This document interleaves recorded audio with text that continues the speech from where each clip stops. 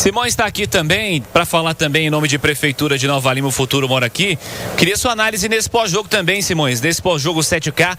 Sua visão desta vitória do Corinthians contra o Cruzeiro, que o Corinthians sai vencedor essa noite, hein, Simões? Olha, Cirilo, eu lembro que no pré-jogo eu falei assim, o 3-0 do Campeonato Brasileiro não entra em campo hoje, só que eu fiquei um pouco com a impressão de que o Cruzeiro entrou pensando naquele 3-0. Só que era um Corinthians completamente diferente, um nível de mobilização. Eu acho que isso foi muito destacado, inclusive, na coletiva do Jardim, né?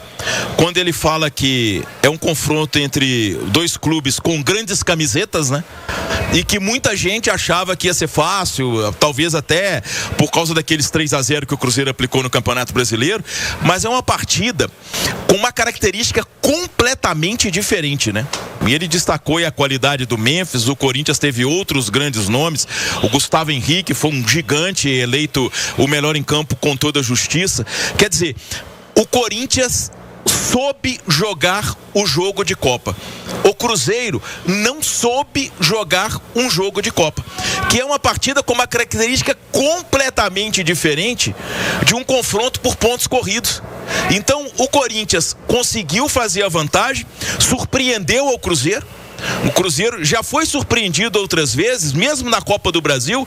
Vocês vão se recordar, aquele primeiro clássico, por exemplo, na Arena MRV, o Cruzeiro chegou a ser surpreendido pelo Cuca, fez várias mudanças no Atlético, mas conseguiu se encontrar e venceu o jogo. E venceu com propriedade, fazendo inclusive um excelente segundo tempo. Hoje, o Cruzeiro não conseguiu se encontrar. Caiu na armadilha do Corinthians, não digo nem armadilha no sentido pejorativo, mas é o seguinte, a estratégia do Dorival deu mais certo que a do Leonardo Jardim, um Corinthians de uma maneira diferente, não é o habitual do Corinthians jogar dessa forma, mas se deu bem, dominou a primeira parte da primeira etapa, abriu o placar e aí colocou o jogo debaixo do braço. E aí a gente teve um festival de futebol brasileiro, com o Anderson Daronco tendo participação, inclusive. Eu acho que essa reclamação do Jardim, ela tem até sentido. O jogo foi muito picotado, toda hora caía alguém do Corinthians, toda hora tinha atendimento, todo dia o banco de reservas do Corinthians parecia que invadiu o gramado, mas, de toda forma, não dá pra gente tirar o mérito do Corinthians. O Corinthians ganhou do Cruzeiro porque teve uma atuação melhor do que a do Cruzeiro dentro da sua estratégia de jogo. O Corinthians veio para jogar uma partida de Copa fora de casa e para tentar um resultado que não o deixasse sem chance de decidir em casa. Buscou um resultado talvez até muito maior do que ele próprio imaginava, pelo que a gente disse antes do jogo, a diferença técnica entre os dois times e até física.